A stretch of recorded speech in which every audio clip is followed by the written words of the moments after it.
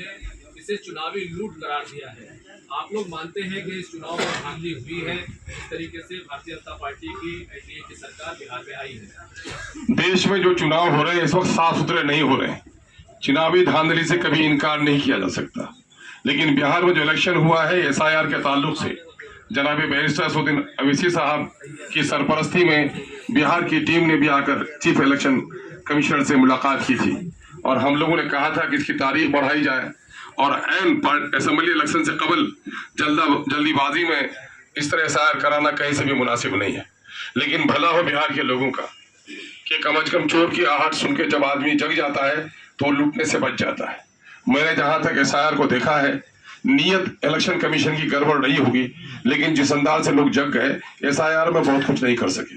हाँ, इलेक्शन के दूसरे तरीके हैं, अफसर का गलत इस्तेमाल करना, लोगों पर दबाव डालना और इलेक्शन से जस्ट कबल, जबकि ये कोड ऑफ कंडक्ट का मसला है कि कोई सैंक्शन स्कीम भी अगर हो जाती है तो कोई नेता जाकर उसको ले आउट नहीं कर सकता, क्योंकि आचार संहिता का मसला है।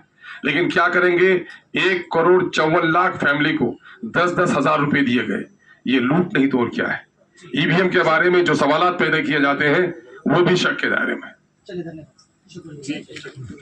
मैं इस जलसे को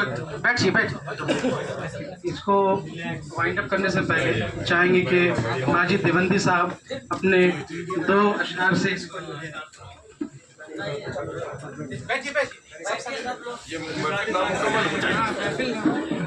रात मेरा ताल्लुक़ अख्तर ईमान साहब से मैंने बताया 25 साल पुराने हैं और शुएब भाई से हमारा ताल्लुक़ जामिया का भी है। तो यहाँ मैं इन हजरात के इस्तकबाल में अपनी उस गज़ल के 2-3 शेर पढ़ रहा हूँ जो पिछले 35 साल से पूरी दुनिया सुनती है। आप चाहें तो दाद दें, मैं खुश हो जाऊँगा, नहीं तो आप जैसे चाहे सुने। सामान तिजारत मेरा ईमान नहीं है,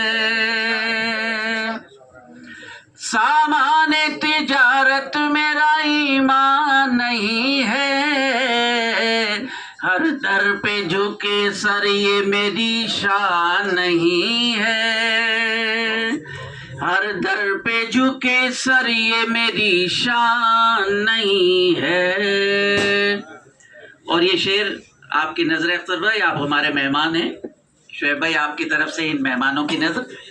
अल्लाह मेरे रिस्क की बरकत न चली जाए, अल्लाह मेरे रिस्क की बरकत न चली जाए, 2 रोज से घर में कोई मेहमान नहीं है, 2 रोज से। अच्छा, आप दाद देने के मूड में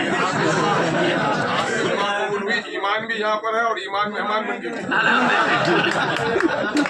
अल्लाह में और अख्तर की तरह चमक भी रहा है। अल्लाह मेरे रिस्क की बरकत न चली जाए, अल्लाह मेरे रिस्क की बरकत न चली जाए, 2 रोज से घर में कोई मेहमान नहीं है, हर दर पे झुके सर ये मेरी शान नहीं है। अख्तर ईमान साहब ने जो गुफ्तगू की वो बहुत खूबसूरत उर्दू लहजे में की। मुझे खुशी है आज सियासत में ऐसे लोग हैं जो उर्दू ज़बान का वक़ार बुलंद करने में अपना किरदार अदा कर रहे हैं।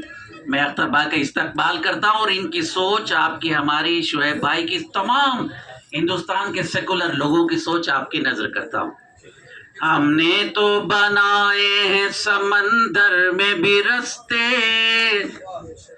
हमने तो बनाए हैं समंदर में भी रास्ते, यूं हमको मिटाना कोई आसान नहीं है। अदब। हमने तो बनाए हैं समंदर में भी रास्ते, हमने तो बनाए हैं समंदर में भी रास्ते, यूं हमको मिटाना कोई आसान नहीं है, हर दर पे झुके सर ये मेरी शान नहीं है।